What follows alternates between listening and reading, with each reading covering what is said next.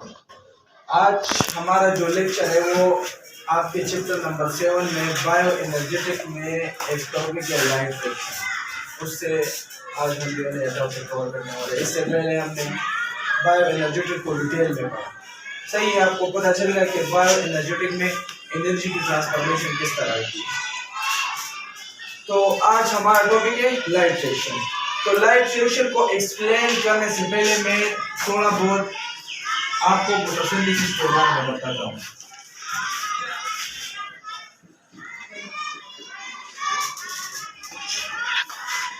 इसको कौन डिफाइन कर सकता है? हाँ, वो process the process by which plants prepare their food by help of sunlight. Plants prepare their food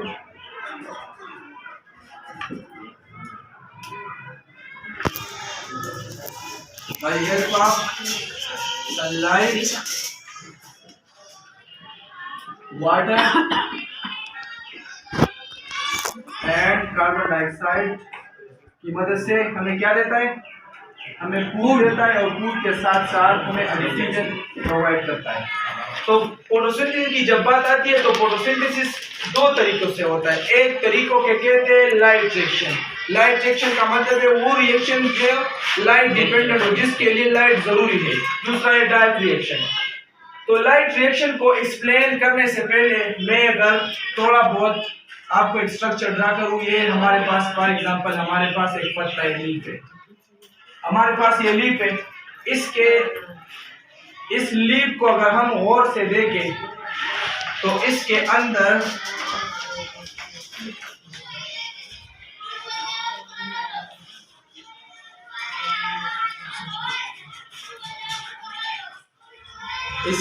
अंदर हमारे पास क्या प्रेजेंट होता है? क्लोरोप्लास्ट। और क्लोरोप्लास्ट की स्ट्रक्चर को हम देखेंगे तो क्लोरोप्लास्ट का स्ट्रक्चर कुछ इस तरह होगा। इसके अंदर वो कॉइन्स की तरह ये तेली नुमा सेक्स इस तरह होंगे और एक दूसरे के ऊपर इस तरह अरेंज हुए होंगे।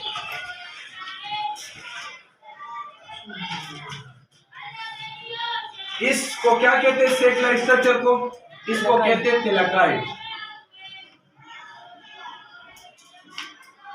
सही हो गया। और ये थिलाकाइड जब अरेंज होते हैं एक दूसरे के ऊपर तो इसको एज ए होल हम क्या कहते हैं? ग्रेनम कहते हैं। इसको जब हम कलेक्टिवली क्या कहेंगे? ग्रेनम कहते हैं। ये जो इसके अंदर खाली स्पेस है, इस खाली स्पेस को क्या कहते हैं? स्टोमेटा। और स्टोमेटा में भाई क्या होता है? स्टोमेटा में कार्बन डाइऑक्साइड होता है और कार्बन डाइऑक्साइड किसको कन्वर्ट होता है? शुगर को। समझ गए? थिलाकाइड को कलेक्टिवली नाम देंगे ग्रेनम। थिलाकाइड का स्ट्रक्चर क्या है? सेक लाइक स्ट्रक्चर मीन टेढ़ी नुमा स्ट्रक्चर।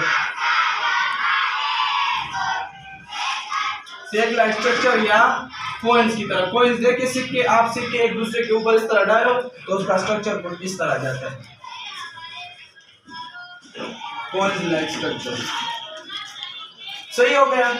तो क्लोरोप्लास्ट का स्ट्रक्चर कुछ इस तरह होगा, उसमें थिलाकाइड होगा, ग्रेनम होगा। इसमें एक और चीज होगी, उसको क्या कहेंगे? क्लोरोफिल। क्लोरोफिल का काम क्या है? क्लोरोफिल को हम प्लांट पिगमेंट भी कहते हैं और इसका काम क्या है? ये लीफ को क्या कहता है? ग्रीन कलर देता है। ग्रीन कलर कौन प्रोवाइड करता है? क्लोरोफिल। मतलब जिसके अंदर क्लोरोफिल होगा उसका कलर ग्रीन होगा। क्लोरोफिल पिगमेंट, और पिगमेंट का मतलब क्या? कलर।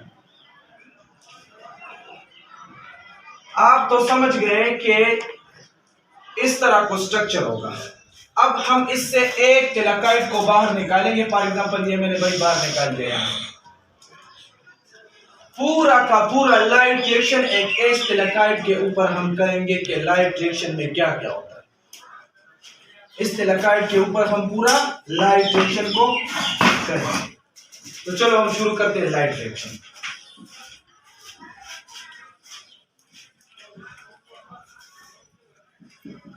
लाइट रिएक्शन वो रिएक्शन है जिसमें प्लांट लाइट की मदद से खुराक तैयार करते हैं, मैन्युफैक्चर फूड।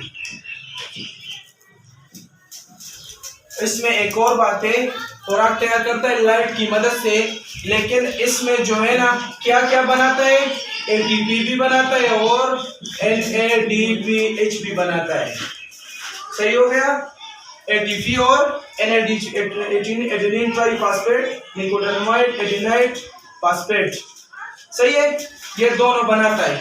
अब अगर हम एटीपी पे आ जाए तो एटीपी क्या है, एटीपी के अंदर कितने फॉस्फेट है, एटीपी के अंदर 3 फॉस्फेट है। एटीपी इसके अंदर 3 फॉस्फेट है, 1 2 3। इस 3 फॉस्फेट के दरमियान ये बांड है। ये बांड क्या करता है, ये बांड जब रिएक्शन करता है और कोलिजन करता है तो इसके बदले में हमें क्या देता है, एनर्जी देता है। तो इस वजह से एटीपी को एनर्जी करेंसी भी बोलते हैं, और एटीपी में हाई अमाउंट ऑफ एनर्जी इस वजह से होती है। इसने बदले में हमें क्या दिया, एनर्जी दिया। अब सवाल ये पैदा होता है कि इसके साथ जो फॉस्फेट मिल गए, ये तो कोई जादू की तरह नहीं मिल गए, इसको एनर्जी कहाँ से मिली। अब सवाल ये है कि ये फॉस्फेट किस वजह से बने, एटीपी बना, एनर्जी मिली, किस वजह से बने, पता है आपको। आपको मैंने इस सवाल का जवाब है, आपको मैंने कल बताया था कि हमारे पास सन की एनर्जी है। अब देखो ये हमारे पास सन हो गया, सन की एनर्जी जब इस तिलकाइट के ऊपर गिरेगी, अभी देखो स्ट्रक्चर को और से देखो, फिर ना क्या समझ लें।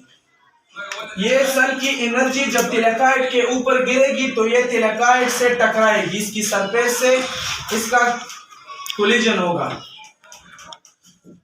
ये जब टकराएगी तो टकराने की वजह से हमें क्या देगा, हमें एटीपी भी देगा और NADPH भी देगा। सही हो गया, सन की रोशनी आ गई, तिलकाइट के ऊपर टकरा गई, हमें बदले में क्या मिला, एटीपी और NADPH।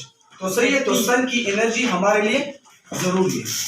अब समझते हैं इसको कि इसका प्रोसेस किस तरह होगा। तो इसका प्रोसेस को समझने के लिए सबसे पहले आपको किन चीज की जरूरत होगी, आपको समझना होगा कि फोटो सिस्टम क्या है। फोटो सिस्टम,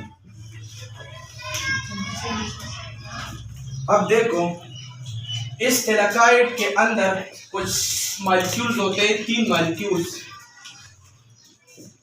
उनमें इधर लिखता हूं, उनमें एक मॉलिक्यूल ऐसा होता है जो क्या करता है, जो लाइट को कैप्चर करता है, कैप्चर जानते हो, लाइट को एब्जॉर्ब करता है। एक मॉलिक्यूल क्या करता है, इलेक्ट्रॉन कैरियर है, जो इलेक्ट्रॉन को ले जाने का काम करता है। सही हो गया, इलेक्ट्रॉन कैरियर, लाइट कैप्चर भी है, इलेक्ट्रॉन कैरियर भी है, और एक दूसरा है इलेक्ट्रॉन प्रोड्यूसर। तो ये 3 हमारे पास, इलेक्ट्रॉन कैप्चर, इलेक्ट्रॉन कैरियर, तो ये तीनों का जब हम कलेक्टिवली नाम देंगे तो उसको क्या नाम देंगे, फोटो सिस्टम। इन तीनों को एक साथ नाम क्या देंगे, फोटो सिस्टम नाम देंगे, कलेक्टिवली कॉल्ड फोटो सिस्टम।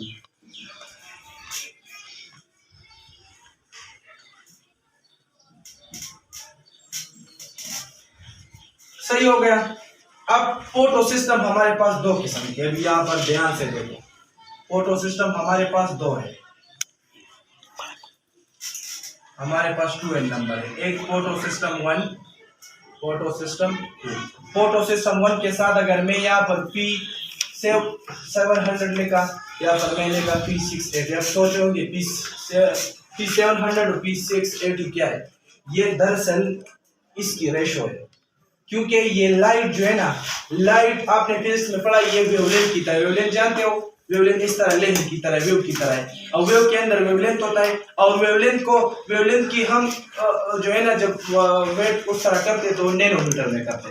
तो ये जो फोटो सिस्टम है इसमें लाइट तकरीबन 700 नैनोमीटर के करीब इस तरह लाइट को एब्जॉर्ब करता है। इसकी जो वेव टाइप वेवलेंथ जो है ना वो 700 और इसकी क्या है 680 है। अब फोटो सिस्टम 1 पे आते हैं। सही हो गया। तो हमारे पास एक है फोटो सिस्टम 1 P700 और दूसरा है फोटो सिस्टम फोटो सिस्टम 2, ये क्या इससे एक्सप्लेनेटरी है। सही हो गया। अब आपको समझ आ जाएगा। अभी देख फोटो सिस्टम 1 और फोटो सिस्टम 2 तो tahu mau ichi da worksheet anusara laga photo system deta unga awal start anu da photo system 2 na ka 1 ba start pula na da light rays ke ta gati da photo system 2 jo da photo system 1 worksheet ha tahu mau ichi padi ki small gas molecules are molecules ke laga se बोले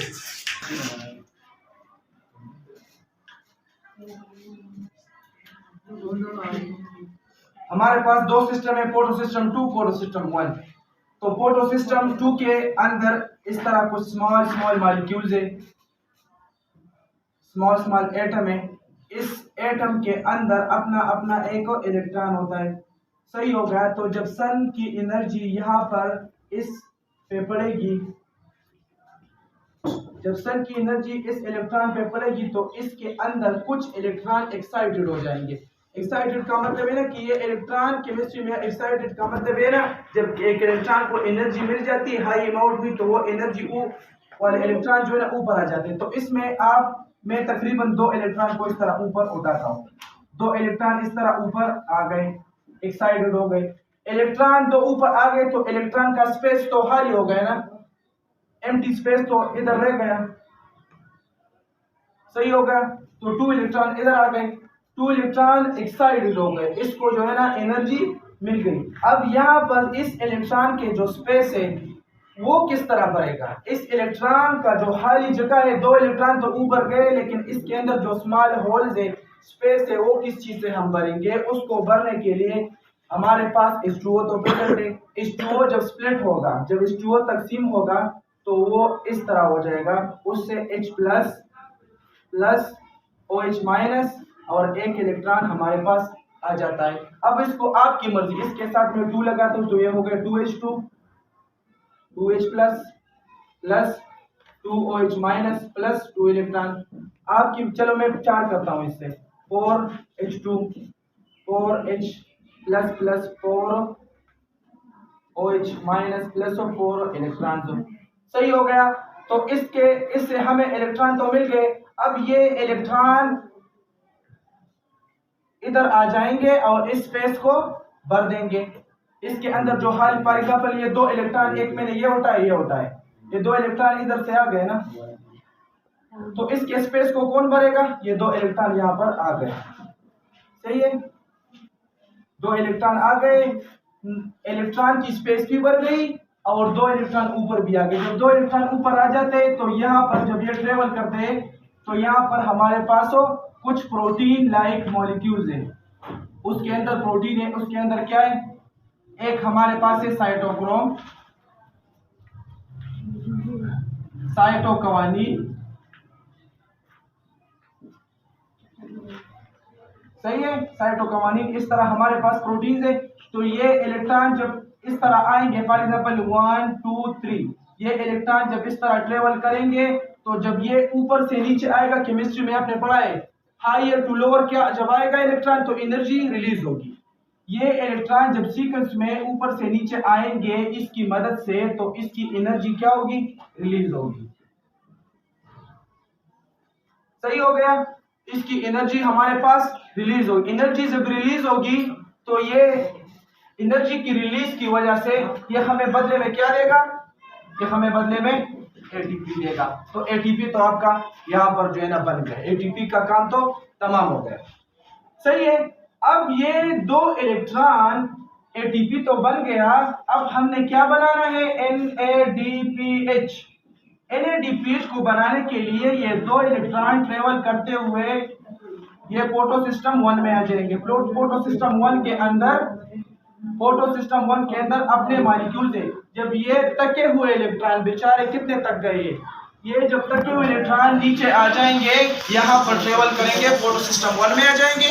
photo system 1 में जब आएंगे तो यहाँ पर भी वही तरीका होगा, सन की रोशनी इस तरह पड़ेगी तो फोटो सिस्टम 1 से भी इलेक्ट्रॉन इस तरह एक्साइटेड होकर 2 इलेक्ट्रॉन यहाँ पर आ जाते हैं। तो ये 2 इलेक्ट्रॉन जब 2 इलेक्ट्रॉन यहाँ पर गए तो उसका स्पेस तो खाली हो गया, स्पेस को भरने के लिए 2 इलेक्ट्रॉन आ गए, इसने इसके स्पेस को भर दिया, इसके 2 इलेक्ट्रॉन यहाँ पर आ गए, इसके 2 इलेक्ट्रॉन भी नीचे जब ट्रेवल करेंगे तो ये एक एंजाइम से टकराए, एक एंजाइम की मदद से इसका रिएक्शन होगा। उस एंजाइम का क्या नाम है? NADPH। सही हो गया? उस एंजाइम की मदद से अब 2 इलेक्ट्रॉन इसके साथ मिल जाएंगे। तो आपको तो पता है हमारे पास वाटर में हाइड्रोजन भी है, NADPH। तो वाटर में हमारे पास तो हाइड्रोजन भी है, जो हाइड्रोजन यहाँ पर मिल जाएगा तो बदले में क्या होगा भाई? NADPH। सही हो गया? तो आपका यहाँ पर NADPH बन गया। क्यों बन गया NADPH? क्योंकि यहाँ पर हाइड्रोजन भी था और 2 इलेक्ट्रॉन, ये 2 इलेक्ट्रॉन किसके साथ मिल जाएंगे? NADP के साथ। NADP के साथ जब ये मिल जाएंगे और हमारे पास हाइड्रोजन भी तो है वाटर में, वाटर स्प्लिट होगा, वाटर इलेक्ट्रॉन भी थे लेकिन वाटर में हाइड्रोजन भी, वो एक हाइड्रोजन यहाँ पर आ जाते हैं। जब ये हाइड्रोजन यहाँ पर आ जाए तो बदले में हमारे पास क्या होगा? NADPH। तो ये हमारे पास NADPH बन गया। तो अब लाइट रिएक्शन वेरिएशन है जिसकी मदद से हमारे पास ADP भी बनता है और NADPH भी बनता है। किसकी मदद से? सन की मदद से। समरी को देख लें। सबसे पहले जो है ना लाइट पड़ेगी फोटो सिस्टम 1 में, उसके सिलिकाइड के ऊपर, सिलिकाइड के साथ जो है ना सिलिकाइड के ऊपर पड़ेंगे। सही है? उसके ऊपर जो है ना उससे 2 इलेक्ट्रॉन ऊपर की तरफ आ जाएंगे, 2 इलेक्ट्रॉन ऊपर। और इस चीज को क्या कहते हैं? जब इलेक्ट्रॉन ट्रेवल करते हैं इलेक्ट्रॉन ट्रांसपोर्ट चेन कहते हैं।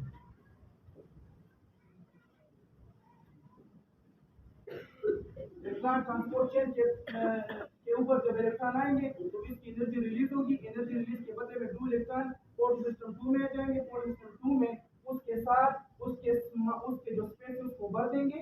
उसके बाद यहाँ पर एक एंजाइम है NADPH, उसके साथ उसकी मदद से और वाटर में हाइड्रोजन की मदद से हमें क्या देगा? NADPH। तो that's all about light reaction. थोड़ा मुश्किल है, मुश्किल नहीं, बहुत ज्यादा मुश्किल, लेकिन समझोगे तभी जब आप इसको गौर से समझोगे। सही हो गया? और ये जो मैंने आपको लाइट रिएक्शन पढ़ाया आपके बुक के अकॉर्डिंग नहीं पढ़ा, ये मैंने आपके किसके अकॉर्डिंग पढ़ा? First year. ये फर्स्ट ईयर बायोलॉजी। आप अभी से इसको पढ़ोगे तो फर्स्ट ईयर में आपको बहुत ज्यादा इजी होगा। सही है? मैंने फर्स्ट ईयर वाली चीज इसमें जो है ना टच की। तो that's all about light reaction.